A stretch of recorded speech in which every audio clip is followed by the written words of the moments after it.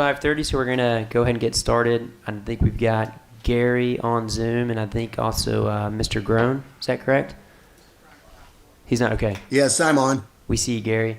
So I want to begin. This is our first official Finance Committee meeting of the calendar year. I want to thank all the board members for coming and making time. I know not everybody could be here. Special thanks to Shannon, Sonia, Justin, Shannon. Thank you for making time out of your day and being here. I appreciate it. We shared an agenda, so there's really three things. We're going to scratch the fifth one, the update on the capital maintenance and repairs investments, as we'll address that in the facilities meeting led by Mr. Kuhn later this month. But before we begin, I wanted to just kind of lay out a little bit of context and kind of the intent from my vision as the chair of the Finance Committee. So one thing that I think is very important as a board, and I think we all would fundamentally agree on, is of the three quote-unquote job responsibilities we have, the budget is arguably the most important one. And I think also collectively we all share the same vision, that is the success of these kids in the Hamilton County Department of Education. And to me, one thing that I've learned and I'm still learning is that as good as intention as that is, ultimately it all comes back to the budget. Because when you staff or when you roll out new programs, you have to be able to do it in a way that is able to pay for it. So there's a lot of new board members on it, and this was one of the main intents of this initial Finance Committee meeting, and we will be having these monthly up until the point our budget is finalized and we send it over to the County Commission for final approval.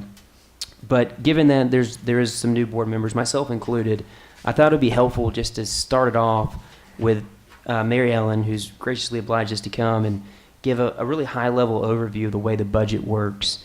And I think that's important because at the end of this cycle of this year, we're all going to have to vote on this budget, and having a good understanding of how it works, how it's funded, in my opinion, is extremely important for a good foundation understanding. So this is a chair committee update meeting, but it's also an opportunity to have a discussion.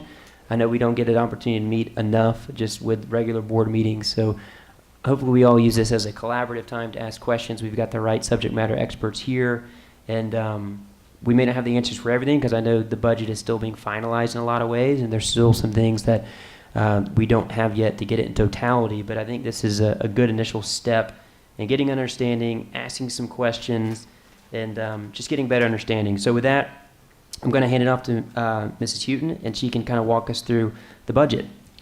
Yeah, Chairman, I'd really just say thank you for setting this up. Since it's a small group, as we go through this presentation, we're hitting all these bullet points. I would just encourage us, if you're good with it, for us to have just a conversation. So don't wait for us to get to the end of it to raise your hand or ask a question. We're going to do this in a couple of sections, and we're going to kind of tag team this presentation, but I think it's really good, unintended, but that it's the new board members that are here, because a lot of this is kind of a little bit of what we've done in the past, a little bit of budgeting 101, but it'd be a really good time for us to get some questions. As Chairman said, we don't have all the numbers. We don't have projections yet. We don't have an idea of what property tax, sales tax, any of that, but this is kind of foundational, laying out for you what to expect as we go through the coming months. Dr. Stewart's actually going to kick us off. Yep. All right. I'm just going to kick us off with just some kind of laying the groundwork, just reminding us kind of who we are. You are all well versed in our just cause, that our kids would thrive and experience that future without limits. Of course, everything that we do is connected to our mission about equipping kids with what they need to thrive in life, and our vision, of course, about who they are becoming. Our beliefs, which we've discussed with you all many times, but I just think we just anchor ourselves in this reality, right? That we still believe public education is foundation of our community, that all of our kids can learn, that it is not just our responsibility to remove barriers, but that's a collective responsibility as our community, and that well-being is essential to a student's ability to succeed. And then, of course, our values. Everyone says if you want to see an organization's values, you look at their budget, right? And so everything we do, we think is rooted in our values and certainly aligned to our 5 commitments that you are all very, very familiar with our five commitments. So here is the budget timeline right now. So I would draw your attention to just a couple of things that February 26th to March 13th time period. We're going to host 2 in-person community budget meetings, one in downtown and one north of the river, and then we're going to do a Facebook Live. Many of you came, I think, to last year's budget meetings, how we had them in every single learning community. They're just not generally well attended, and we've tried any number of ways to increase attendance, but we're just continuing to iterate and figure out other ways to get feedback. One of the things that we've done this year is we've included budget feedback opportunities in lots of different places, and you'll see that on another slide here. But then also with our pulse checks that we do with our staff and our families every month, there are budget aligned questions in that pulse check that we feel like we're getting some of that feedback. So we actually think we have more feedback going into this year than we have had in the past. You'll see in March that we've got some committee meetings as well as just our regular board meeting, and then in April where we will be coming with a budget there. So the one thing that's not represented here on this slide are the one-on-one meetings that we're having with you all, ideally between now and our March board meeting. So community budget priorities, you all have seen these before. These were identified in all of the feedback cycles that we've had. These are the top priorities aligned to these commitments. And we did a deep dive with you all at the board retreat, kind of highlighting these and looking at your budget priorities. I'm going to hold on this slide for just a second, but just like we did with you in November, where we ask you all to rank your priorities, we've done it with each of these groups. So extended senior leadership team, that's everybody who's on the senior leadership team and their direct reports. That's about 75 of the top leaders in the county. The teachers cabinet has weighed in on this. We have about 40 teachers on the teachers cabinet. The parent pulse check is there and the staff pulse check. So I think what you see on this slide is a lot of alignment. That's what I think pops out to us in terms of what people's top priorities are. One thing I will note is that on the parent pulse check, we haven't done a pulse check yet on every school equipped, which is where that safety and security question will come. We would imagine that when they have that question, their top priority might also be that safe and secure schools piece. But you can certainly see where your budget priorities align with others around the county. I'm gonna hand it over to Mary Ellen. Okay, it's the official start of the budget season, so be ready for the ride. So we want to just take you through some of the main components of the budget, just so when you're seeing the 26 information that you kind of already grounded in that. And through the meetings that we'll have in March, we'll deep dive into various components of it, but we want to again just give you a grounding today. And then, as Dustin said, if you've got questions as we go along, when we're on that slide, feel free to ask. So TISA, that is the state funding formula. If it used to be BEP, it moved to TISA a couple years ago.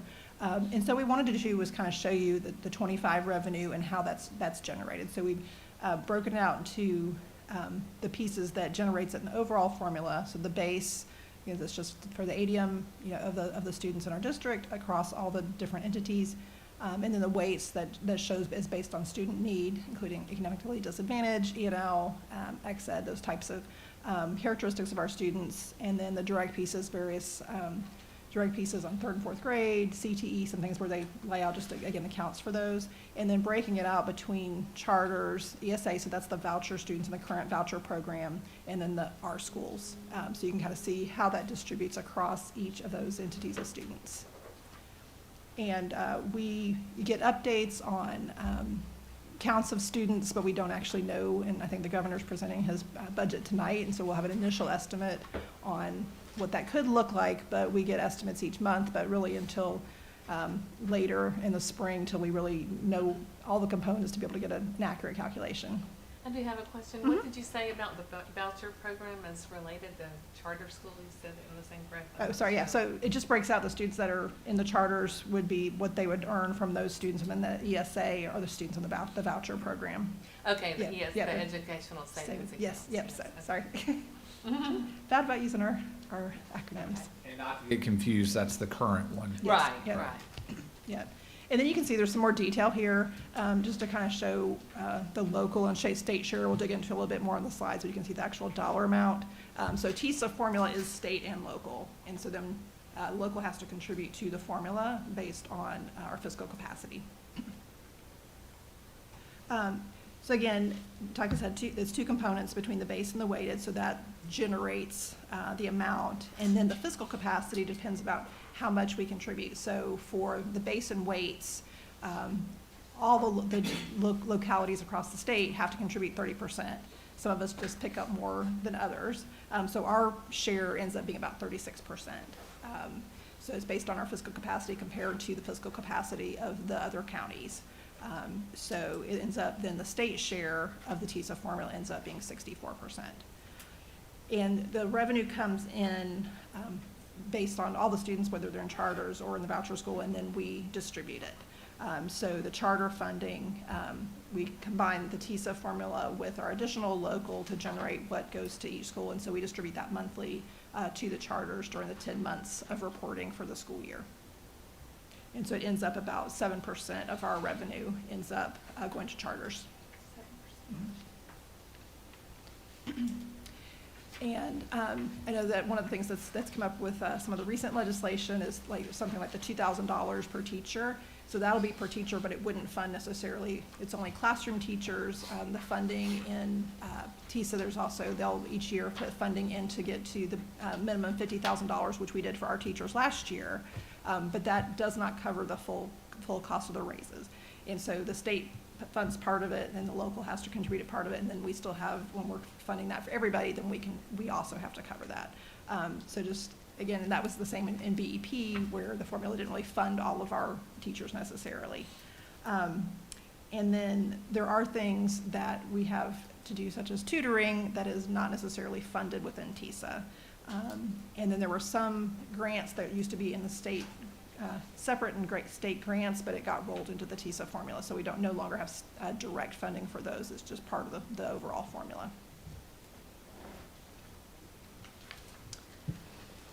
So then what I wanted to show was kind of comparing the 24, what actually happened, and so that'll show up in our annual audit, compared to the 25 approved, and then kind of where we're looking at for projected. And so you will see that some of the big changes are the amount for the TISA on behalf of, and I kind of called it that one because that's one of the larger ones. So it shifted the funds from the TISA state to some of the on behalf of, and that's from some of the components that go into the on behalf of them. So that's where the state calculates their share, but they hold back funds. So the easiest one to understand is the ACT. They actually pay for the ACTs directly at the state. So it's in the formula, but then they actually hold it back and pay it on behalf. So there's several components in that they hold directly for that. So we break it out in our financials so you can kind of see the piece that ends up being the cash that we actually receive versus the formula. So lots of spreadsheets that do all the calculations to work through that. But there's a lot of deep dive we could do on that, but I want to kind of keep it high level, but as we work, and if you have questions, we can work through that. And then you can see we've broken out the budget. So if you add the two TISA lines together, that's what the formula generates, plus that on behalf of, and then the additional local. If you take the two with local, that will be the total of the local revenue. So that's property tax, sales tax, mixed strength tax, our interest earnings that we earn on our funds that are held with the trustee. So those combine, but because of the formula, we shed them in those two components. And then the other operating revenue has a variety of things in that, including, we do charges for the charter schools. We get fees in for them, so we give them money, and then they pay a fee to us for administrating and supporting their different schools. So it pays for the charter school office. It pays for support that we provide out to each of the schools.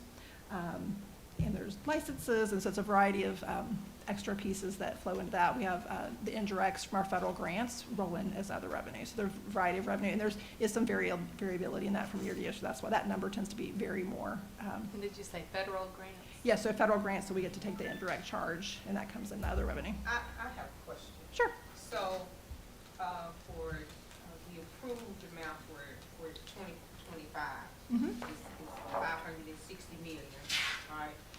And so the projected, so are we already in a deficit of 4 million? I mean, since you projected 564 million, but we've only been approved for 560? This is the revenue, so the revenue we project, what was approved was 560, we're projecting at 564. And some of that is some one-time funds, so one of them is, we had some CTE funds from the county, and so that's one of the items, and so it's actually increasing our revenue, we're projecting to be higher than the 560. Oh, Yep. Now, So if you remember, I think it was right when you guys started, there was, out of the county office, there were some funds that went to Harrison and Sequoia to do some upgrades at those, and you approved accepting that money. That's where you'll see that it'll show up in the budget after the budget was already approved if it's new money. And so that line, that's $8 million more than what was approved is why you see that increase. Yeah, so as during the year, as you have make revisions, and you'll see a lot more in the grants, but we also have in GP where we'll have revisions during the year if there's some one-time funds that'll come in. You will see that the additional local has gone down, and that is related to property tax, and I think we'll see it in another slide as well, but the in lieu of taxes for 24, we actually, because of the equalization rate, didn't get in as much as we projected. Because they have to offset those because of the increase in property values. It's I think I've shared with you some of the calculations that go into that, but it did decrease more than we expected for the property tax revenue. And speaking of that, we're going to show you a little bit more of looking at two of the main components besides the Hey, state. before we go on, could I ask a question? Yes. So on that, if you could go back to that previous slide. So the TISA growth in 2024 was 1,756,000, et cetera. Why do we have a zero there right now currently? Yeah, so the TISA growth is actually like an additional funding component that we get. So they look at if you're a fast growth district, so they compare your original TISA with a calculation of your student enrollment and a projected growth for the year. And if it's a greater number, then I think they have 35 million allocated for that across the state. And so we get a share of it based on a proportionate growth of all the high growth districts. So it's not the growth in TISA, it's an extra component that they give to help with support during the year. Right. So I They see guess my growth. question is, are they viewing us as no growth for this coming year? Do We they have- think our student enrollment will not increase? And it's not just enrollment, it's also the calculation of TISA, so it depends on all the components and how that calculates. We got an initial estimate of a small amount this year, but I'm not sure that it will stay there, so we, being conservative, have not captured that revenue yet. So they projected each time they run our TISA numbers for, which will generate next year's revenue, they run that for us, and I think it was just a few $100,000. So we watch it and it changes each month as the enrollment numbers adjust and as data is adjusted. So I don't think it will be this high this year. I think it was because of the way that the formula worked out for the 24 calculation. Okay, thank you. But is it usually affected because of growth in enrollment? Is that the biggest factor? It could be enrollment or from your original projection, if you had like an influx of higher need students. So if your Okay. revenue went up for that, even if your enrollment was, Because that's yeah. students with disabilities who get more Right, funding. right. Yeah, so it's kind of, again, it just could be, I think it's a Okay. combination of things, and the growth in the charters too. So they had some of the, I know some of the schools had an additional enrollment after the start of the year. So kind of a little bit of everything. So then we wanted to give kind of a historical look at sales tax and then look at us this year.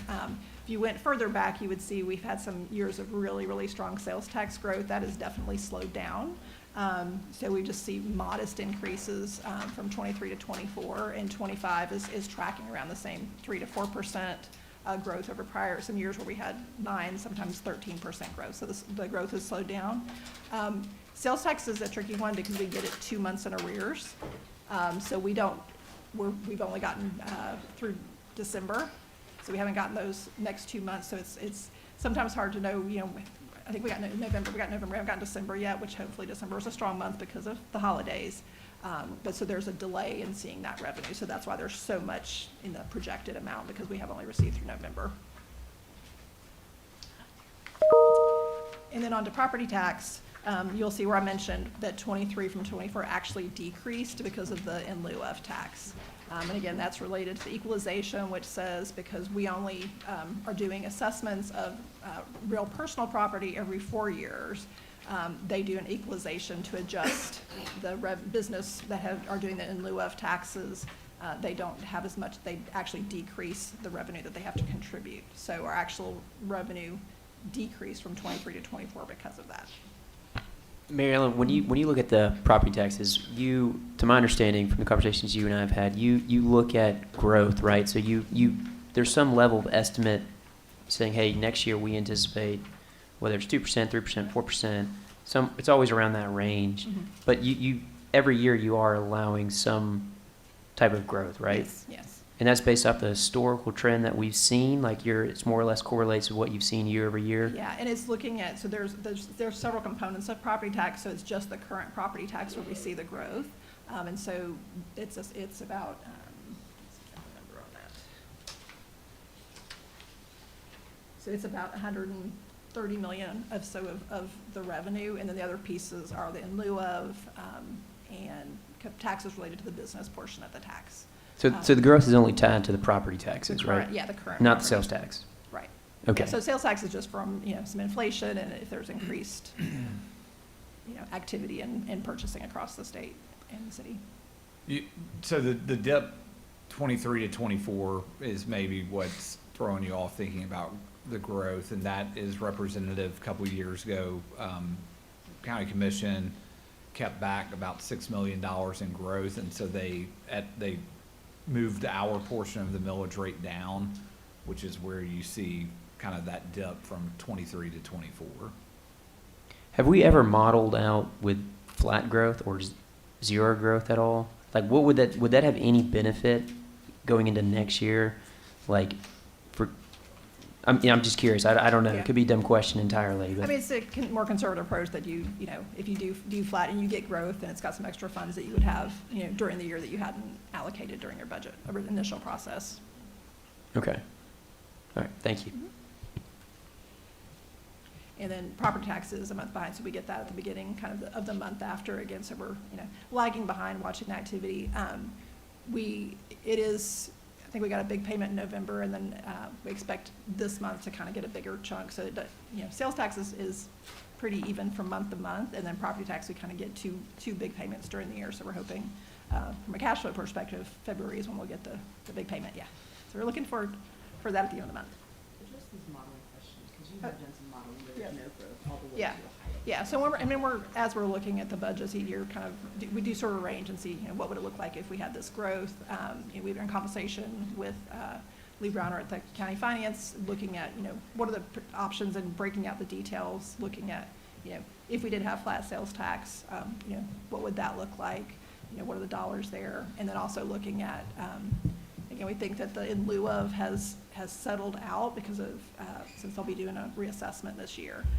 But again, looking at that to see, if we hold back that, and again, everything's an estimate until it's realized, and so we try to figure out where's the balance on that, because if you under budget too much, you're not doing everything that you could have, and then trying to find the other way if you get too aggressive. So trying to find that balance, we kind of work through, but at some point, during the budget process, we have to pick a number based on kind of our best estimates at the time, based on trends, and then looking at what's going on with the economy as well. Okay, Okay.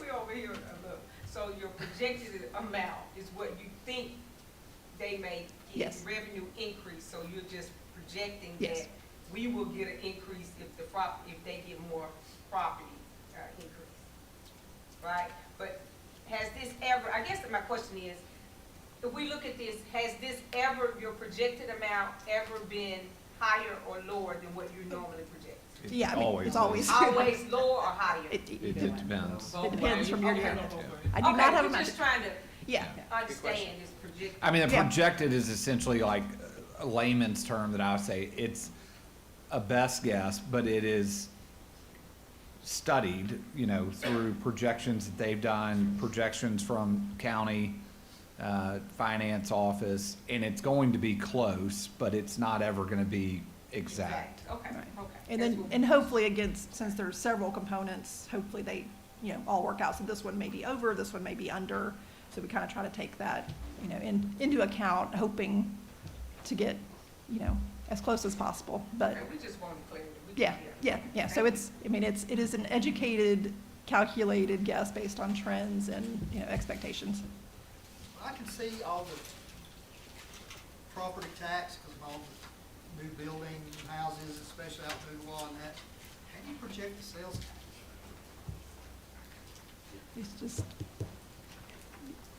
I mean, there's some, Is that just a guess? yes, it's a guess, but you can also look on trends. What I would say is we went from FY '21, a couple of years living off of sales tax, and now it's kind of like settled back into a normal trend of Yeah. usually like like 2 to 3, 3%. yeah. So, Yeah, and again, I think it's just trying to watch, and that's what, it is a challenge, because we're, gonna, in March, start really looking at the numbers, but especially with sales tax being 2 months behind, you really won't know, and so if if the economy takes off, it might be higher, it could if it starts, slowing down more. Now, again, as prices are rising, even if people aren't, buying as much, if they're paying more, it generates more, so it's, it's a combination of things and trying to, again, look at it from a way to be, protect our financial health. I mean, and so you have to find kind of that balance between the two sides. I would say though, to Ben's question, she models out like a zero growth all the way to, 6%, right? So she's looking at ranges all the time, so we know where the budget is, how it's moving. So it's a guess, and we guess at 2%-ish, but she models out 0 to 6.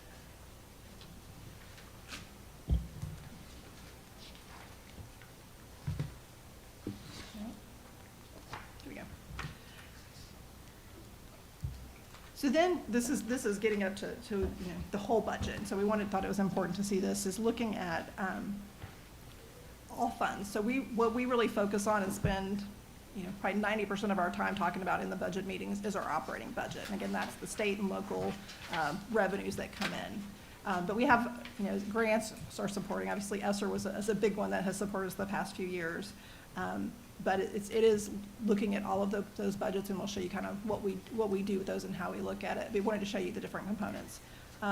So the state grants include things like pre-K. That's one of the major items. Right now, we have the Innovative School Models grant. So that number, I would think, in a future year is going to drop off because that grant will run out. It's a 4-year grant, so next year is the last year. And then that state grant number will come back down because it's a pretty significant grant. The federal includes title. Yep. Sorry, I didn't mean to interrupt you're you. fine. So you're saying the state grant that's primarily the, It's pre-K and then Innovative School Models. And I think the SIG grant, which, Yeah, but it's restricted. yeah, it's restricted. targeted. so the innovative school grants, that's a portion of the 24 million? yep. Yes. Do we know, what's the percentage of that? Just out of curiosity. While she's looking for Innovative Schools grant, a couple of years ago, state legislator gave middle schools 500,000 and then high schools $1 million to spend on essentially career and technical education. And so it's a 4-year grant. Many of our schools have spent, pretty consistently. Some of them have spent more inconsistently than others, but that's where you'll expect to see that 24 million be less this year than it was last year. So to my understanding, go ahead, please. Is it because we've already purchased a lot of the Yep. equipment and all? That's exactly right. Yeah, so in this 24 million, 17 million was for the innovative school model. Countywide, right? Yep. Which was more or less divvied up across each school and across the High county. school's got $1 million apiece, and middle school's got 500,000, middle high's got $1 million. And it was more or less the principal's discretion, like how they apply that relevant to the CTE programs? Yes and no, we put some guardrails. Some You can parameters? Speak better to that than Yeah, I we could. just put some parameters on kind of what our value system is, making sure that they were putting their money Into things that could be sustained over time, that they were Mhm. aligned to the, kind of what they were doing, and it was an enhancement, so to speak, something that we could sustain. Her team was really big on making sure we weren't putting a bunch of money into something that was gonna cost us a bunch of money after the money ran out, those kind of things. But they did get to make decisions. Was any of it applied, in terms of the parameters that you all outlined for these principals, was it one-time funding, or were they able to apply it to recurring expenses, i.e. salary?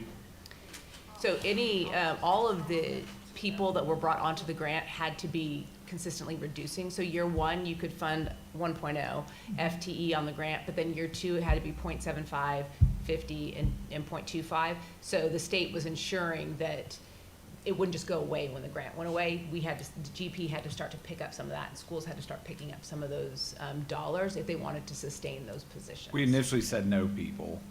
Yeah. And then really quickly got some feedback from principals and landed on this model because we're trying to avoid what you're saying of 4 years, grant's gone, and then we don't have a way to sustain what they're doing, so. So forward-looking then, just on this thread, there is a scenario in place in which either we would have to roll in some of those positions into the general operating budget, or that principal, with their own discretion, they would have to utilize supplemental staffing money to retain those positions. Correct. That's exactly right. And Okay. and that's generally what they've done. Or delete. Yep. So this is our overall, what you're presenting to us, overall budget, but we don't have are we allowed to see just an example of a school budget, what that looks like? Okay, you'll get all Get of all that. of their whole You will get that. Okay. You will get a, you will get Okay. a, I just wanted to know. yeah. I do have a quick question, because a lot of the CTE, is that a lot of it future ready, all of it, or some, or Yeah. just a mix, or? Yeah, it's a mix, but majority of it is going to that. And essentially what it was trying to do is get schools to innovate around what CTE looks like. I think one of the really neat examples was at Dellwood, right? And they invested into a recording studio, right? Which allowed kids to really get in, and they're doing podcasts now, they're doing all kinds of stuff. And it's similar to what CCA did there. They did a recording studio at CCA. And so it was a really, obviously, a neat opportunity for schools to invest heavily in something that kids were interested in. I would say the other thing that is done is that some of our schools that don't always prioritize CTE have built CTE pathways and are expanding them. So it's really expanding the option that kids are getting because they had money to kind of flesh that out. And they're building sustainability around it as we go. Signal Mountain Middle High is a really good example of that. Their CTE enrollment has just increased. Well, I'm a fan, y'all know, of the CTE. And so they Ready. have picked up the portions as that's rolled down on the staffing into their strategic funds. A lot of them used it for some, either kind of starting a program or enhancing a program. And then the way the TISA formula, there is funds for CTE. So if they have, extra students, extra class, then it's actually generating some funds that kind of helped in the overall budget planning as we looked at this. And then I know some experiences or some, improving some spaces that they had for CTE. So I don't think it was stuff that it's committed, the positions are what they've got strategic, pick it up, but there's nothing like a software that's gonna be ongoing that we'd have to pick up. So I think they were, very mindful of what they looked at spending on. Yeah, I would say last week's board memo, you guys saw that we're gonna host around the Innovative Schools Grant in April from all over the state. We've really led the state in kind of the planning and actually the spending. Olivia and her team are doing a good job making sure the money's getting out the door, staying in good partnership with maintenance and construction, making sure things are happening.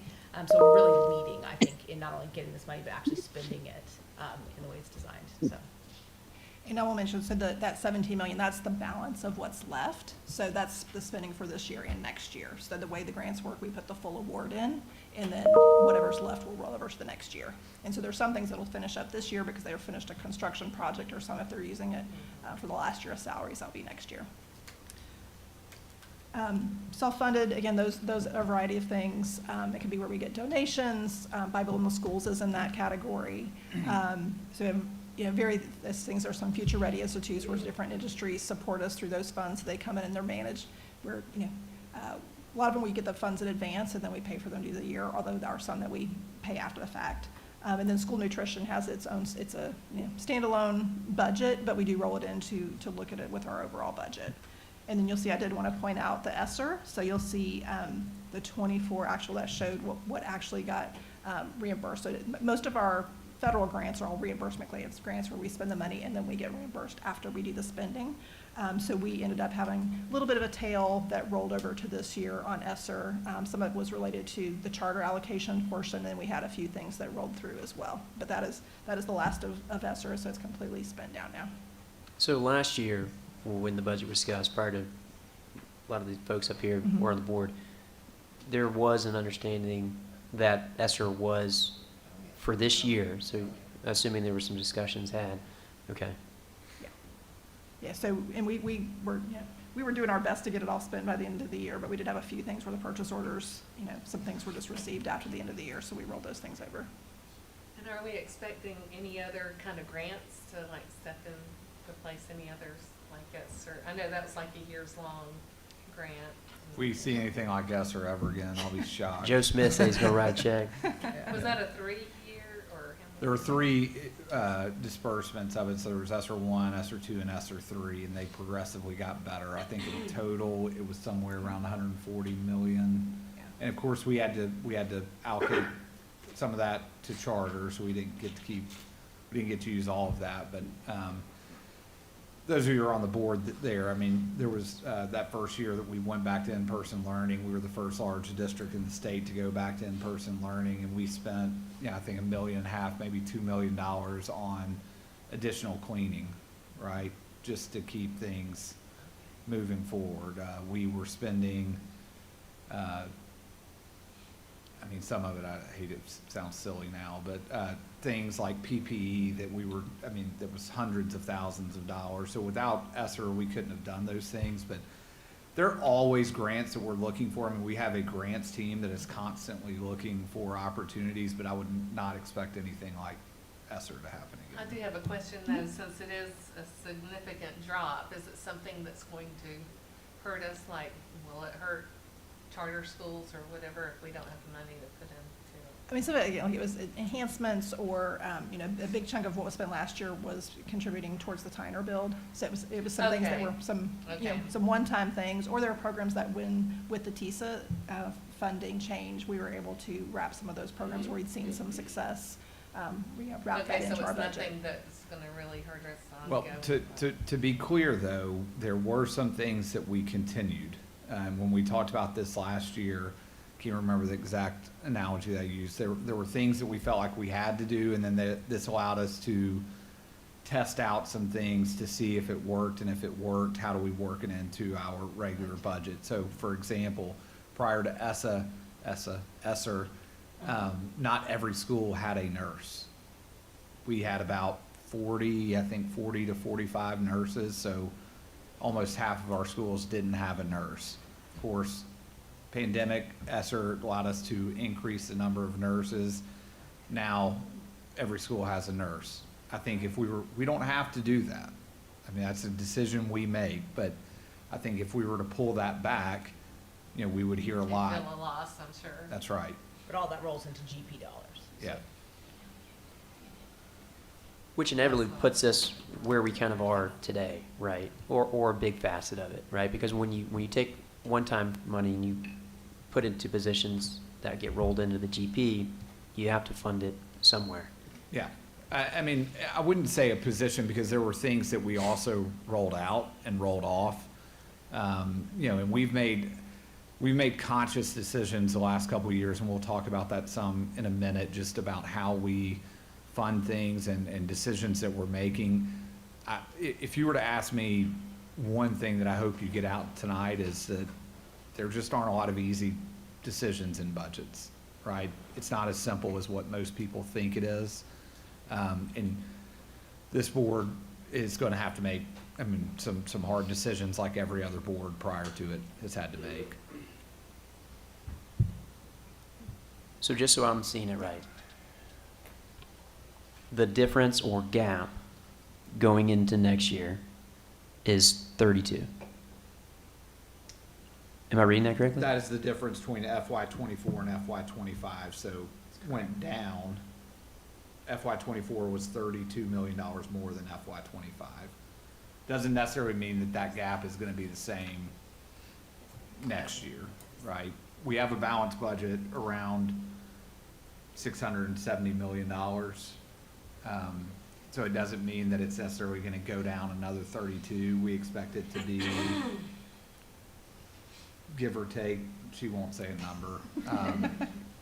But this is, again, these are tied to grants, so some of these are restricted funds that increases, because there were, additional grants during the year, and there would be a specific budget for that. So again, it's in some of the different components. And again, remember, budgets work, this is confusing, like we're planning for FY 26. Our current budget is FY '25. So that 32 million is current. We're down this budget 32 million in our Not- current year. yeah, Not down, but Yes. And you said you said 670 is our, That's what we're balanced. That's what our. is that what a balance balance, is that a number, balanced number looks like? So 670 funds everything that we did for this year. This year, Yep, 6, 7, 7. okay. yep, Taking into account the ESSER money, yep. so Taking going into into- next year, that number should relatively be close to 670? She's not gonna say it.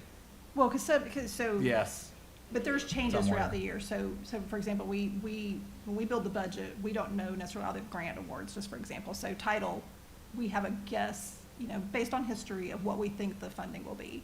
But we don't actually get that award till later. So we build the budget with a number, and then once we get the actual number of what the award is, we adjust. And so each meeting when we're approving revisions, that's what we're doing. And so this number keeps changing every board meeting, because we'll keep adding additional revenue, and then with the grants, it's always budget. So here's the revenue, and here's the expense that corresponds to that. And so it'll have a plan that's restricted, aligned with whatever that particular grant award is. I think the question that you're trying to ask, and we're obviously trying to avoid it, is you're wanting to know what is the number gonna be for this year? And we'll probably have a good projection the end of March of what that number will be. Steve, Ms. Slater, do you have a question? Yeah, this is probably way too early, but is there any projection on losing students with the vouchers? Has that been looked at, projected? Like I said, it's not a I'm probably projection. little early. We've had a voucher program here in Hamilton County for 2 years. It hasn't had a significant impact. I think this one will be interesting just because of the press that it's gotten. And we'll pay attention to it, but, there's 20,000 across the entire state. 3 counties, us, Metro Nashville, and Shelby have already had them. And so when you spread that across the entirety of the rest of the state, I think you're not gonna see a ton of impact. We don't expect to lose. No. Okay. And I have a quick question. When we say 25, is the 24-25 school year, and Yeah. 26, we're saying the 25-26 school year. Yeah, Yes. so. Just making sure yeah, I'm July used to 1 to seeing it June that way. 30th Okay. is, so the financials are, July 1st to June 30th. And again, a lot of, again, there's, the grants get awarded, it's what came in. Again, the big expenditure in ESSER last year was for Tyner. So that was, that's a one-time expenditure. So some of the grant funds are kind of spent for one-time items. Chairman Smith, you had a question? I'm not sure how to frame this, my question. I know that over my 9 years that we would, many times, would have a grant that is gonna last for 3 years, for example. And we would hire that person or persons, whoever, that it required to deliver the services under that grant. And we knew that the money was gonna go away in 2 years, 3 years, or ever what the grant was. Do you have any idea, I know it'd probably just be a guess, of how many of those programs we have continued or we have absorbed in our operating budget after the grant went away? Let me finish, because we always talk about, now, when we hire these people, we're making it very clear that, this is only good for 3 years or whatever that grant is. And then ESSER the same way. So we've known that this day of reckoning was coming. I mean, we've known this for 3 years, that this day was coming. We got messed. No. You don't think so? No, and we had a slide, and we'll try to, I don't have it in this. We've got a slide that kind of addressed that last year. And so you're right, we knew this day was coming, and we've planned for it. What I will tell you is more challenging than ESSER right now is the cost of healthcare. Like, if there was one thing that is really pressing on us the most, it is the increasing cost for us to provide an incredible benefit to our employees. That's, in my opinion, right now, our biggest pressure point. Historically speaking, how have benefits increased year over year? We're gonna have a session on that. So- What I would say is we've just made some decisions that, and don't get me wrong, I'm not saying they were the wrong decisions, but let me give you a couple of examples. So, 5 years ago, there was either a 30 or a 60-day wait period for health insurance. Like, when you became a new employee, you had to wait 30, it may have been 60 days, I'll need to go back and look at it, before you came on to our insurance.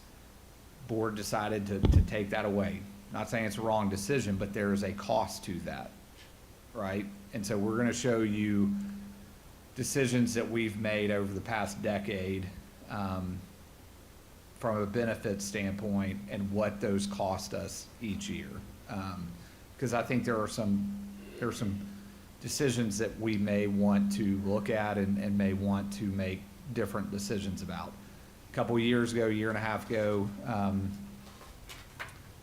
we, for the first time in 10 years, increased the premium contribution for our employees, right? So went 10 years paying the exact same contribution for health insurance. That is not sustainable. Not saying that we need to do that every year, but we need to get in the habit of looking at it every year and making some hard decisions at least every couple of years. So that's a big pressure point that we'll look at, and we're gonna bring to a meeting kind of a benefits presentation, because that is a big part of our budget. When's your goal to have that ready to present? I probably will be, I would expect the next meeting. Yeah, I'm not sure you answered my question. Of all, when we have these. I don't have a guess. I think we've got a slide from last year that we'll go look for it, and if we can find it, we'll send it out, but it addresses that question. But I don't want to say something off the top of my head and it be completely off. Okay. Because we do those programs, and if they're working good, obviously, we try to keep them going, right? Yes? Yes, Yeah. but you're, again, the nurses is a good example, Yeah, right? If yeah. you could have said that, yeah. We are gonna talk about positions and kind of a narrative around where those have gone. But you're asking a different question about how many of them were grant funded and then got absorbed. Then we absorbed them into our Yeah. general budget. Yep. Yeah, that would be interesting. I have a quick, Yeah, I have a question too. about what percent of the total budget is, We got some slides. Very next slide. Okay, all right, I'll wait. Okay, so when we hire a new employee, teacher, whatever, and they sign up for the health insurance, they're covered from that day? Their start date. Their start date, so. No company in the world does that, I'm just Right. saying. Yeah, Okay. yep. How long have we been doing that? Um, I want to say we started that in 2019 I think it's or right around. 20. It's hard to know, is it COVID, before or after, during, all As I things? recall, the reason we did, you said your company does. That's the reason we did it, because we were trying to match what Hamilton County did. But benefits consultants would say this is definitely a place you look, because industry standard outside of some of these public-facing organizations don't do I that. think it's mostly I like do, 30 days. given the climate of our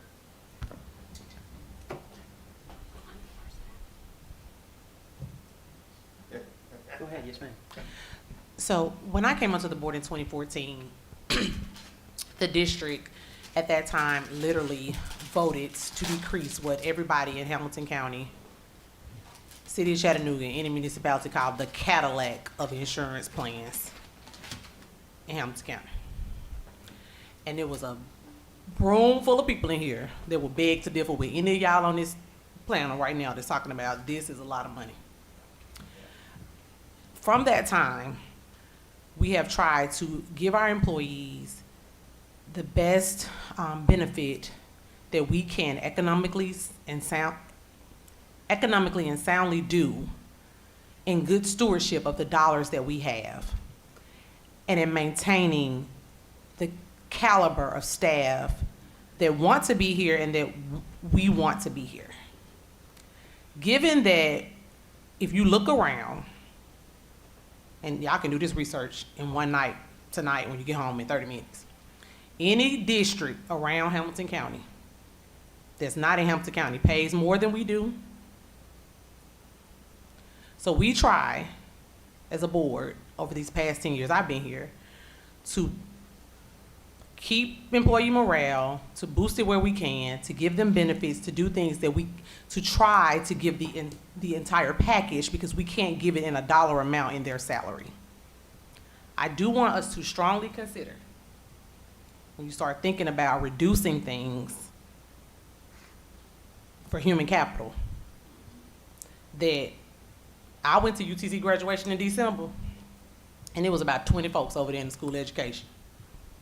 So unless we graduate 200 people every semester, we really need to be cognizant of how we think about trimming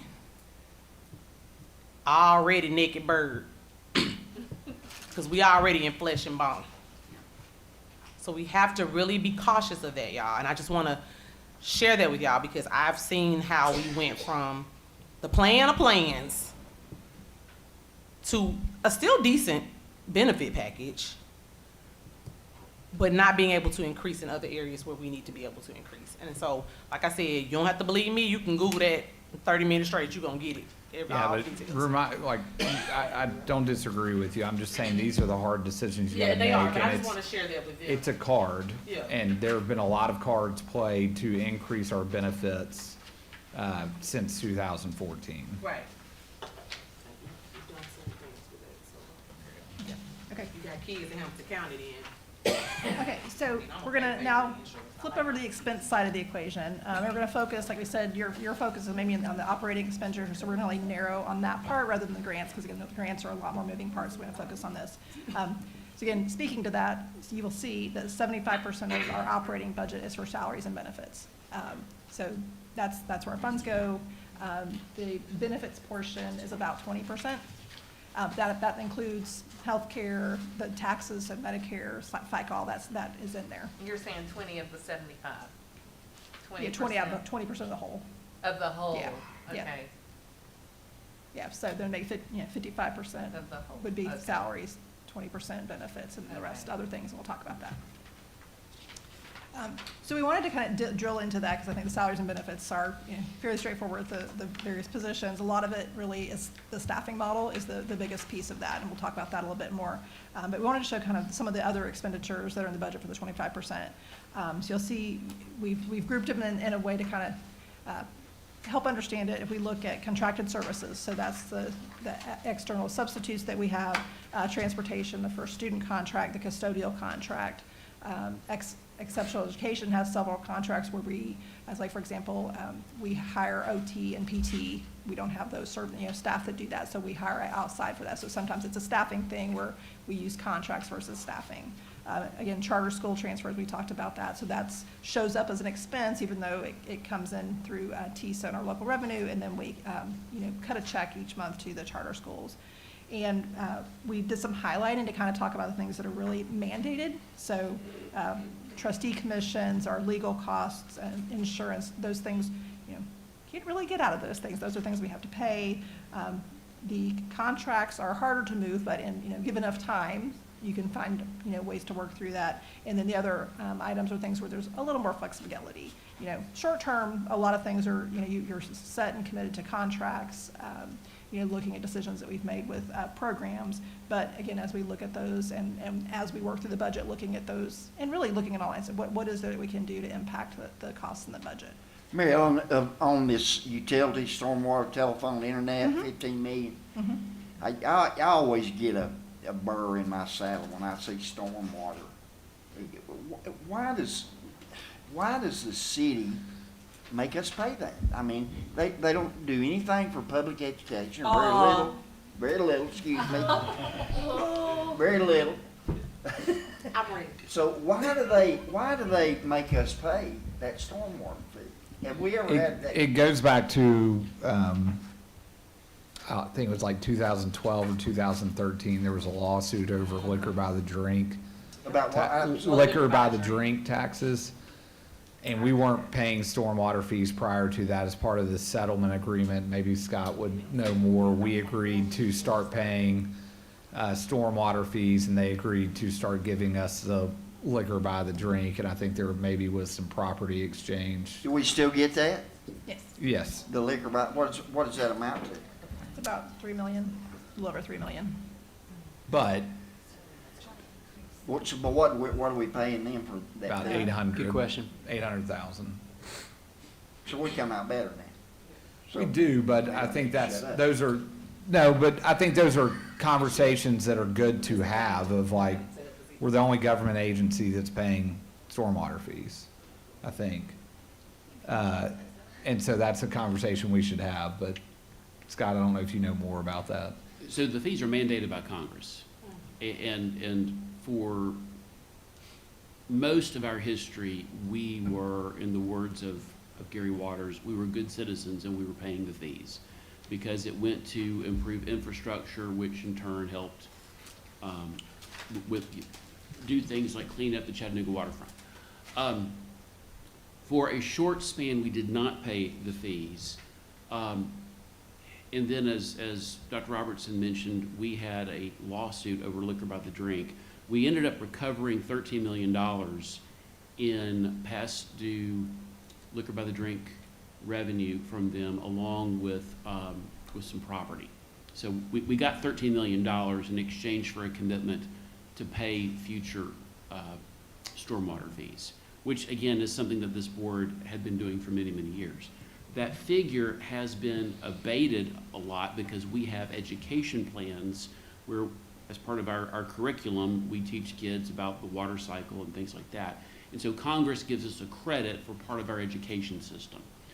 If that's something that this board wanted to revisit, we could have that conversation with city government. But as he also points out, we get a lot more money in liquor. Well, I was going to say, forgetting, we don't want to.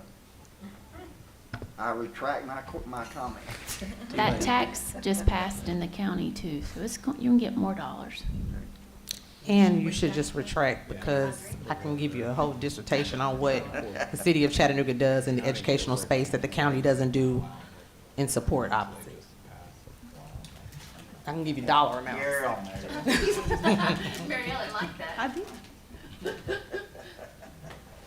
like we should go to lunch for the So, again, and we're gonna get, as we work through the 26th, like, we'll dig into a lot of things, but when we pull it all back together, again, we use all our funds to support our priorities in the middle. So when we switched to this priority-based budgeting a few years ago to really say, I think we used to really kind of do the grant budget and the operating budget, do them all kind of separately. We really make sure, look at them together, Especially, again, looking at those things where, you know, this grant's going off. We had, especially in the federal, there's a lot of things where we do timing where this grant rolls off, a new one comes off, and so we're timing and looking at how do you braid and blend that. So we use that a lot during ESSER of looking at how do you leverage funds. We, you know, looked at TISA and looked at a way because we knew if we invested in CTE teachers, that would help to actually generate additional TISA in the future. So again, looking at how the funds work for us and how we can support our priorities. So during the process, we'll really focus on the operating revenue, but you will see, you know, during the process, we'll share each of the components in our estimates for each of the budget pieces. Hang on, I have one question, Okay. going back to charter school transfers. Mhm. What is that? So that is where we calculate their share of TISA, their share of our local revenue based on their enrollment. There's a formula that the state works through. And so that really gives them their share of state and local revenue for their students. So charter schools are getting local revenue in addition to Yes. state funding? Yes. Has that number been relatively consistent? It's been growing. Has it? Yeah, so Is I that- mean, as the revenue grows and as their enrollment grows, so we're up to, I think, 9 active schools right now. And TISA increased their per pupil spending when that. For charter specific? Mhm. Yeah. Yeah. Yeah, so So they 2 get years those- ago, they get a bigger Yeah, portion. yeah. How does that number, and I try not to complicate this, but when you look at the TISA number, the initial TISA based off weights, the base weights, and then all the other metrics that they go in economic disadvantage, the number is a lot larger than we ultimately receive because it right sizes with the county, right? So the state takes into perspective, okay, the county's going to give you X amount. Does the charter funding ever impede the number we are able to receive in totality within the 45,000 plus students in Hamilton County Schools? Well, the number that's, am I doing a good job explaining that? I don't think I am. Maybe, not What'd you say? necessarily. Costing us money? Oh, yeah, I mean, we give more to charters. That TISA was very generous to charters. Charters are a unique situation. And what I say that is because they are public schools and actually you approve them or deny them, right? We've got a good relationship with our existing charters and we've had some tough times with here and there, but for the most part, they are doing what they said they would do, serving the kids they said they would serve. And I think overall they would agree that our relationship with them is positive. We put charters in here and show how much it is, simply just for the public to know, like, they see our budget, they see it's over $500 million, and everybody gets their arm. We're just trying to show our budget doesn't have as much flexibility, and the decisions you have to make are really hard, and there's some things that we have to do, like send close to $30 million to charter schools. What's the board? 38 million. Got it. Take our Only one, I'm just kidding. Didn't say that. But Jack we do have to approve them, but if we didn't want to approve, there's still a way they'll go around us. Yeah. I mean, I think, in my opinion, we have enough in Yep. Hamilton County. I Yep. don't think we need any more charter schools. But if somebody come up here today and they have done everything they want to do, it's time for us to vote. We vote no, they can still go around us. They can. I I'll say that we've got better safeguards around charter schools than what we did when some were approved early on. And so we actually can look with a more critical eye at what they're proposing and do a better job before we actually authorize them. But you're right, they can go to the state and get it approved at the state. But they would still get the revenue. I mean, so they still get their share of local revenue. And the state is actually being a little bit more scrutinizing too. They're saying no more than they used to, than they did a few years ago. Let's put it on them. Well, it looks like they would support the Well, I the think what. local LEA and let them make that decision. And that I think that we just have, to your point, becoming saturated, we have to look at any new applications with a very critical eye. Are we sitting on any right now? Two. Too. They're coming in April. We just reviewed them. We have how many? 9? 9. Just curious, you know how many Knox County has? I think they have 2. Knox County has 2. We have That's how they start. I mean, it's kind of started west and coming this way, you know. I mean, Memphis had them, Metro Nashville had them, we've got them, now Knox is getting more. I'm kind of with Joe. Yeah. So to end tonight, I wanted real quickly just go through a few slides and kind of talk about budget history and kind of put some things out there. Again, a couple things that we wanted you to be aware of. Number one, just kind of how the budget works, what it looks like, what to expect, but also to recognize that decisions in budget making process are difficult. So I called myself a budget historian last year, and I was like, we have addressed all the concerns, right? There are some concerns that if you haven't heard already, I would be shocked, but you're gonna hear them during this budget season. You know, you're gonna hear things about performance, you're gonna hear things about number of people we have, size of central office, not enough flexibility with schools, and we've addressed a lot of those issues. So when you look at our overall funding and in alignment with performance, you can see as our total funding went up, that's the purple line, our achievement went up as well. And that green line at the bottom is property tax that have kind of just remained stagnant for a number of years.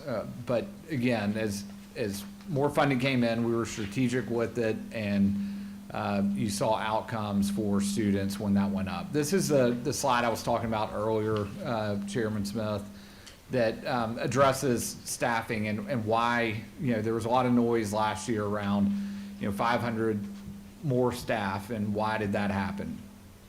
Biggest reason that happened is because we pushed resources to schools and allowed them to make decisions, and what they chose to invest in were staff members. And so you see the blue line is our total staff, the green line is school-based staff, and then the purple line at the bottom is what we call central operations, so people that are not housed at schools.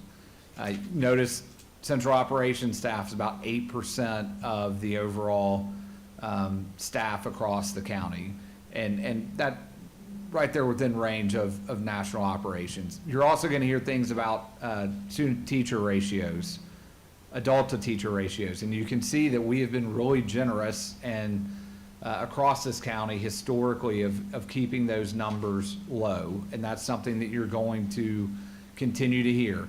Just to be clear that those numbers in the staffing model are driven by student enrollment, right? We staff, for example, at kindergarten 1 to 20, okay? And you're gonna hear people say things like, there are 35 people in my world history class. There may be, right? Because schools are making decisions, and I use this example all the time, that I would make sure that my English 9 courses and my Algebra 1 courses were sitting somewhere around 17 to 20, and I was okay with world history being 35, because I knew that we had to get kids, you know, have them be successful in Algebra 1 and English 9. Those are decisions that the school makes. So budget transparency, this is to Ms. Thomas's question. Are you ever going to see school budgets? You're gonna get a book that is about like this. This is last year's, I know you've already got it, but you can go through it and see line by line, you know, every dollar that is spent by school, by org code, and as soon as we're ready, we put these on the internet. They're forward-facing for the community. So out of transparency, anybody can come and see how we're budgeting this money. And we've been very intentional about that the last several years. So staffing model, one of the things that we'll get into in the next couple of meetings, we're definitely going to look at benefits, but we'll also do a deeper dive into the staffing model. The staffing model, as you know, it's a big driver of our budget. It's one of the biggest expenses that we have, and it should be. But to be clear, there are two components. There's the base, which is what we believe every school needs to operate, and then there are strategic funds. And the strategic funds are where a lot of those positions come out of, is that we pushed over the last 2 budget cycles close to $40 million directly to schools, and allowed them the flexibility to address the unique needs within their school. That was a decision on this board's part a couple of years ago, and the administration's part, to make sure that we were being very intentional about pushing as many resources into schools. So some things that we're thinking about going into this budget as an administration, and hopefully we'll find some common ground around these topics with this board. We want to make sure that we are collaborative in this process, that we're not only working with you guys, but we're working with the community, getting input as much as we can and making good decisions.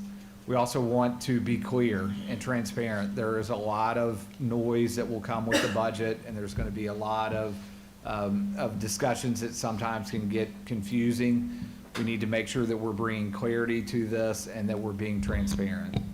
Also, we want to be good stewards of taxpayer dollars. We're going to have to make some hard decisions, and I think it was a good example earlier around the benefits decision. Just because we decide maybe that we need to make a different decision does not mean that that was a wrong decision 5 years ago. It was done for a reason, and you're going to have to make some decisions, and we're going to have to make some decisions as an administration that will hurt things. And what I mean by that is we've talked a lot about staff retention. If you make a decision about, not giving benefits first 30 days, there's a chance that maybe that retention number goes down a little bit. And those are things that we want to talk about and make sure that we're clear about, but showing that we're good stewards of taxpayer dollars. Then finally, Mary Ellen mentioned this earlier, every dollar that we spend and make recommendations to you will be directly tied to one of our 5 commitments, and we'll be very intentional about those decisions. So close out, but I'll talk about our values. We already talked about that. I'm going to go back to the slide with the calendar on it and then open it up to any final questions. But again, here's kind of the calendar of what will happen with our budget. We either have scheduled or are working on individual meetings. I'm looking at Shirley because she knows better than I do. But we're working on getting those scheduled with you guys. We also offer that opportunity, and we're going to figure out how to do it. We may not do it the exact same, but try to get with county commissioners. If you want to be a part of that, we'd love for you, if we're meeting with yours, to help us with that conversation as well. But there's a lot of conversations that'll happen between now and April 17th. And we want to make sure that we're getting your questions answered, being clear and transparent with you. Is this calendar, like this March 20th date, is that for 2025 or for next? 2025. Okay, the school year 2025? Yeah. So that March 20th is March 20, 2026? No, ma'am. March 20th, 2025. All these is right now. Okay, but I thought we met on March 13th. We don't, board meeting? Ooh, maybe we got it wrong. Yeah, it's the 13th. Yeah, it's moved up because of spring break. Spring break is that week of the Okay. 17th. 20th. Good catch, Ms. Thomas. All right, I was just trying to make sure I wasn't confused. Thought we We're all were- trying to manage those calendars. And you're committing that you're going to have a budget by then to present back?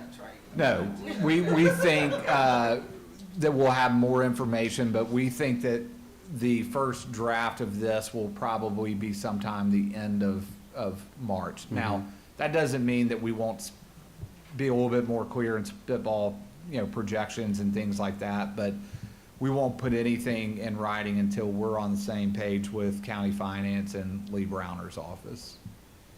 Because in reality, I mean, enrollment is relatively flat historically over the last 4 years.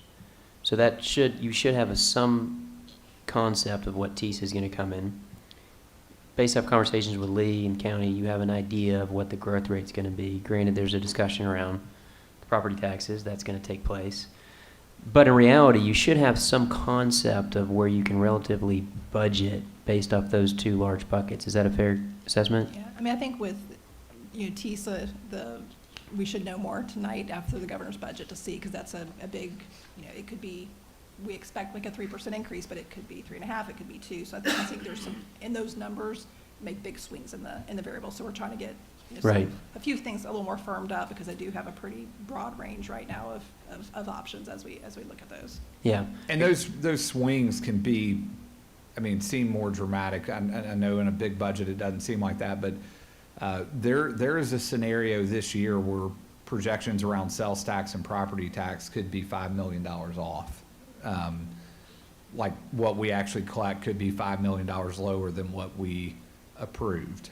And so, you know, we say 1% or 1.5%, it doesn't sound like a lot, but when you're talking about a big budget, you're talking about millions of dollars. Which I think would lend to the conversation of having a more conservative growth number going forward to minimize this scenario that we are potentially in. So I know Justin met with each of you individually around the staffing model. Did anybody have any questions that they want to discuss around some of those early stage discussions while we're here? I have a question. If we're not discussing staffing tonight, are we going to be discussing it like in our individual meetings again? Yeah, And how soon? Yeah, in those individual meetings, and we'll discuss it in one of these committee meetings. If you remember when we met individually, that March 1st date is an important date because that's when we kind of set in stone projections. And so as we go through the next couple weeks, we'll have more information.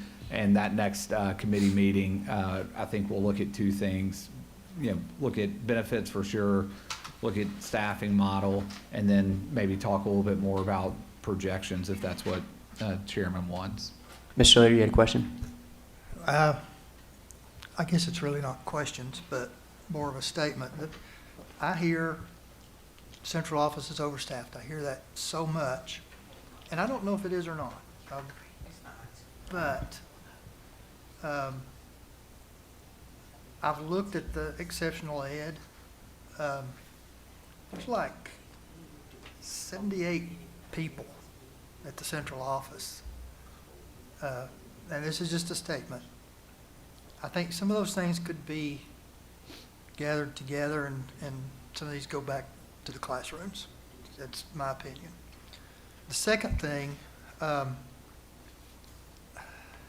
in fairness, I've looked at coaching supplements. And come budget time, I think you guys need to look at this very closely, such as the baseball coach and the softball coach have a 10% supplement. The basketball has 15, but the softball coach and the baseball coach is taking care of that field year-round. They do the mowing, they do the weed eating, they fix the backstops, and the basketball coaches don't have off-season. You know, they're not doing maintenance on the gym. So I would request that you look, and even the wrestling coach. I know our wrestling coach works year-round, and he gets a 10% supplement. And as Ben knows, our wrestling team is very good. I had to throw that in. We will look at it, and I know. But I think at least raising those three up to 15% to match the basketball, Steve Slater's opinion, I think that is fair because especially the baseball and softball in the summer, they work like crazy on those ball fields.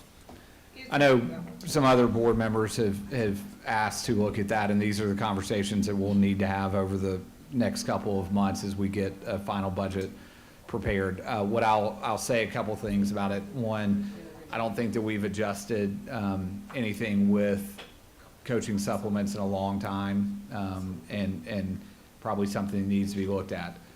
Second thing I'll say about it though is, again, this is a card game, right? And so if we say we want to put $300,000 additional into coaching stipends, okay, that's going to mean we're going to have to make a different decision somewhere else, right? Go ahead, Jody. Go ahead, Ms. Jackie. Go ahead, I'm Jackie. sorry, I'm not following protocol. Is it because the basketball team, the football team, I don't know how much revenue they bring in, but that doesn't matter? No, it's paid out of GP, so it doesn't have to do with revenue. I would anticipate that, or think back to when it was set. I know that baseball coaches have got to watch the field, but basketball coaches, all of them are time intensive, really time intensive. Football, you have summer work. I'm not saying it's right or wrong. There was one time when I was coaching girls soccer and I added up my per hour stipend, and it was not worth it. But I did it for other reasons and enjoyed every minute of it. So it's probably time to look at them, you know. I just want to concur. I think everyone knows I've been pushing for that. You know, the increase in coaching is not just the pay, but it's also the number of assistants. And I know that Dr. Robertson was on a committee with others in years past where you did a study. Can you provide that study? Is that the one? I keep asking for it, but I've been told it's in the MTG report or something in there, but. No, I just can't, we can't, I wouldn't say it was a study. We basically looked at options of like, is there a better way to get coaches paid better through a flat dollar amount, you know, looking, but it wasn't part of MGT. I just, I can't find it. I thought did Tim not get that to you? He said it was in the middle of that report. That's what. No. No, it's It not. I wasn't. knew there's like some other document I don't have that I think would be helpful to us Yeah. in making those decisions, but just want to voice that I am for that. One more thing, and this has to do with football. Lookout Valley, for example, has got 22 kids playing football. Same number of coaches as Saudi Daisy, who has 85 kids playing football. My suggestion would be if you're a 1A school, you have 4 assistants, 2A school, 5 assistants, and then just go up the ladder from there. I think that would be the logical conclusion. That's what that report looked at, some of that, right? Yep. Did it? Mm-hmm. I'd like to see that too. if you get- Yeah.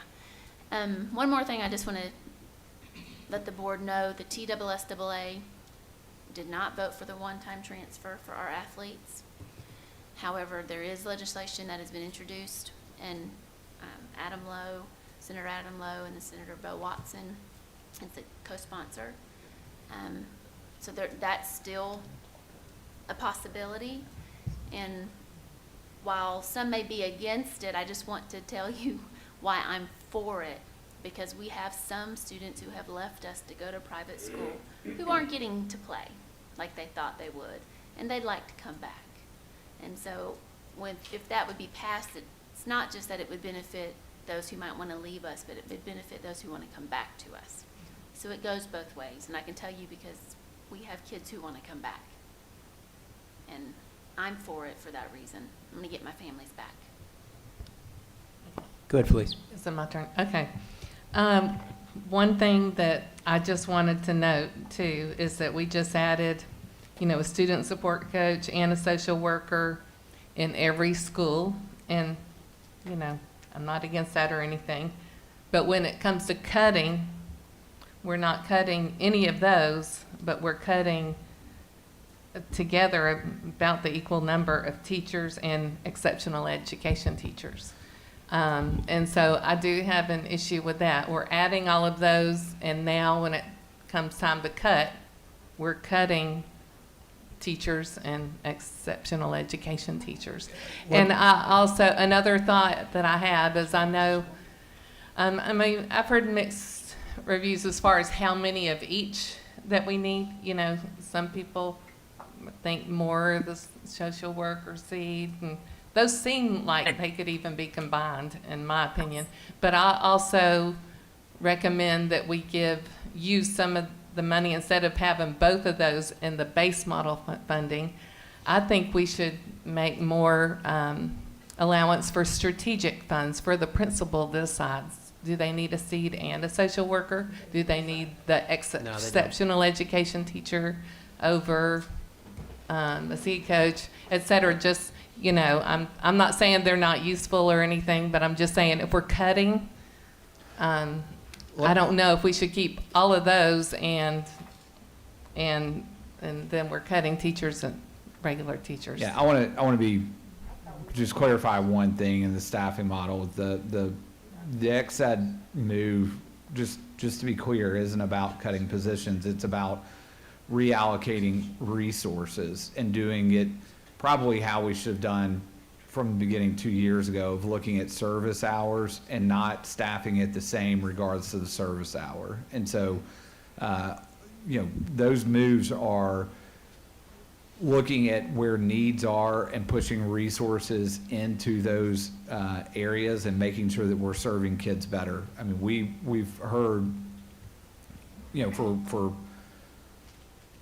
a number of years here, the struggles that we're having with special ed, right? And we know that, and we're pushing into this and saying, okay, is the model working the way it is? Right now, I'm talking to teachers, talking to administrators, we think there's a better way to fund this and to resource it. And so that's a decision more about a resource allocation. I'm sure we'll get into some fun conversations about student support coaches and social workers. You will hear me say this a number of times. I think it was one of the best decisions this district made. We have focused on the well-being of kids. You're not hearing, I mean, the number of parents that were coming here 3 years ago when we first started in this administration complaining about behavior and complaining about everything else, we have worked heavily there. I know not everybody agrees with it, and that's what this is and I'm about. not really even saying I don't agree with it and that they haven't been useful. I'm thinking that maybe strategically, because I've heard different ones say, could really use this kind of teacher over having both of those positions, or some would say, maybe a different kind of position over one of those, or one's very helpful, one they don't need as much, so it's not that, they're not good or helpful, but as far as strategic funds, and if you're having to pick and choose between a teacher, ex-ed teachers, there's a lot of ex-ed assistants, but, maybe they choose between a social worker seat or a counselor. I mean, to me, a lot of their functions seem kind of similar. It's like, could they use 2 of the 3 and then keep a regular teacher? Or to me, just let the principal decide what they need, because I've talked with some principals and not every principal needs both a seat coach and a social worker. Can I just do one other clarification? On the cutting teachers, remember that's mostly correlated to enrollment. So remember, we had that bump, that 4-year average that's rolling off. So the teacher reductions in the staffing model is mostly due to that. It's not actually cutting, if that makes sense. It's aligned to enrollment. Yeah, and I know over the years, I think the teacher-student ratio in some classes has been really high. I mean, like 35 students, in an Algebra 1 class, some of those busting at the seams. So it might be an issue going back, years and years and years on some, so it might not be. There's a scheduling issue there if that's the case. Okay. Or hiring. Sometimes you can't hire a math teacher, so you fill those classes. So there's any number of reasons. I just want to comment, we've already discussed it, that my administration has requested an either or in the base model, not both a seed and a counselor, but either or, and give them a teacher back. I just want to put that And out I've there heard again. from others, not in her district. Can I talk? Yeah, last one, Jackie, go I ahead. just would like to say, and I agree to disagree, because I'm, as a social worker, I know how important they are in the community. Also, I feel that, maybe you all didn't know, but years ago, there were community meetings where people talked about the need of a social worker, and social worker can serve various, they're qualified to do various things. They're qualified to do counseling, they're qualified to do other things as well. But to say they should not be in the base, I disagree. So when you talk about eliminating, I would eliminate the possible talk of increase of a coach's salary over a social worker. So I think we probably will agree to disagree on that. And maybe in your schools, some of your principals or administrators have said, we don't need a social worker, we don't need both, or seed coach. In other schools, they are very much needed, maybe really sometimes 2. So maybe if your school wouldn't want it, maybe they can go to somewhere else. I don't advocate for any special ed teacher not being utilized, but I think what I thought I heard when Dr. Robertson and them explained that model, that no one was losing their job, right? It was based kind of like more of a person more on hours. So that's what I thought. So can you all clarify, because that was one of my questions. Are we gonna lose special ed teachers that they say we need so much? And I thought they said, indicated that we were not. We don't expect any special ed teacher to lose their job. Yeah. They're moving, they may not be in the exact same building they are right now, but the resources are shifting versus being completely lost. Now, again, with enrollment, there are a reduction in the special ed teacher allocation, just like there are with general ed teachers, so there is a reduction in special ed, but we think that'll happen through attrition. And Jackie, no one was saying to cut social workers. I think we all can agree it's important. What Mrs. Hayden was suggesting was allow it to be the principal's discretion. So right now it's in the base model.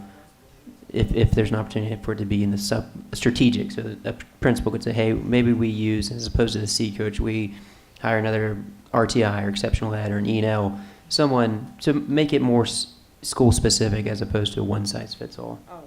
Yes, ma'am. Well, I know we're over time. I just want to thank Mary Ellen, Sonia. Thank you for coming. Shannon, thank you for being here as well.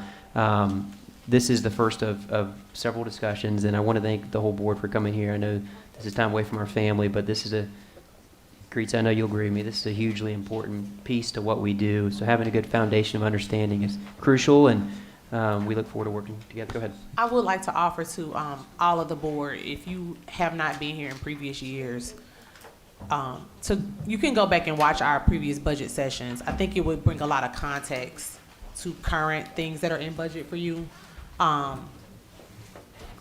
think it would bring a lot of context to you, the things that are currently in budget, or the whys for those when you listen to the previous board discussions prior to you being here, just so you have a better context of what really happened versus what people tell you happened. And I would like to offer, just for clarity, because just like a special education teacher is a teacher, but she's not, but they have he or she may have an endorsement or took additional courses in exceptional education. Social workers, counselors, and C coaches are 3 different types of professions. I have to clarify that because a counselor is not a social worker. A social worker is not a counselor. Can a social worker be a counselor if she has an he or she has an LCSW or has practiced in that? Yes, they can. Can a counselor become a social, like all of that? But that is not the same thing. And I just want to clarify that now, because last year we spent a lot of time in budget session clarifying people's professions. And a lot of people were offended by that. Very offended by that. And I want to say that because I know last year I was offended by that when another board peer who was not here tonight said that. I'm like, I know what I went to school 8 years for. Like, I know what I am. And so it's not the same thing. And C coaches can come from a variety of capacities, not just a counselor or a social worker or an ex-ed teacher or a teacher. C counselors, some behavioral specialists became C coaches. C coaches. Some ex-ed assistants became C coaches. Some teachers became C coaches. So just want to make sure that we clarify that. And when we think about those things, just as careful as we are about librarians and media versus media spec, like all the titles, let's just be clear about that, because we don't want to offend any of our staff at the same time either, because everyone has went to school at some level to achieve what they're achieving. Not saying that was the intent. I just want to clarify that, which is why I was offering for some of our newer board members to just go back and listen to. I would encourage you to listen to FY24, 25s, and FY23s, 24s, because it really would give you a lot of context. And honestly, for the ESSER piece, where we were talking about the positions that we're going to have to assume, you might want to go back and even listen to that 22 conversation, just to give you the historical context of those decisions made at that time, so that you can kind of understand where we are now and the whys to some of that. Little Friday night activity. And you don't have to do it all at the same time. You don't have to listen to everything. You can just go in and listen to the clips, right? Yeah. But I just wanted to bring that, because I do think there's a lot of context. There was a lot of conversation week after week after week after week, and especially the week that budget went, Scott, it went into like June or something. Like, you remember that year was like very elongated. Was that last year? Last year. Yeah, very elongated, and so it will really bring a lot of context to how we got here. I think that's just very helpful. I do have just one comment though about that is, yes, I think they're all qualified in different things, but I feel like we should be paying more like teacher pay if they have the 4-year degree. If there are positions that don't have a degree or maybe just an associate, I think they should be on a different pay scale, because not all of these positions are requiring a degree, a 4-year degree. So I think Social workers and counselors do require 4-year degrees. right, but not all And some seed coaches. But if I'm a social worker and I become a seed coach, you should pay me for my. Yes, 4-year degree. definitely. Right. And so I just If a think we have seed to be coach careful has with the those. 4-year degree, they should be on the same pay scale. But if a seed coach does not have a 4-year degree, an associate, I think they should not be on the same pay scale. And they're not. There's a classified Yeah, skill. it's not. Okay, It is. It's a okay. various skill. Okay, good, I didn't know that. Because I'd heard otherwise, but I didn't know. But HR doesn't Don't believe what you be hearing. With that, we Well, adjourn. this is why we're here, to ask questions and find out.